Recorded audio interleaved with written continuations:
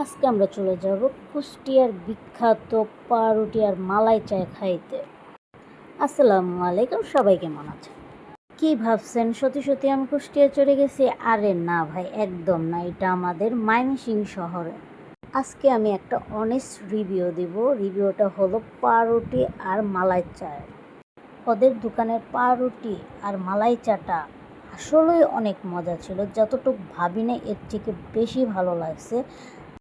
যারা ময়মনসিংহ শহরে আছেন অবশ্যই পাউরুটি আর মালাই চাটা ট্রাই করবেন। আশা করি আমার কাছে ভালো লাগছে, আপনাদের কাছেও ভালো লাগবে, ট্রাই করে দেখতে পারেন।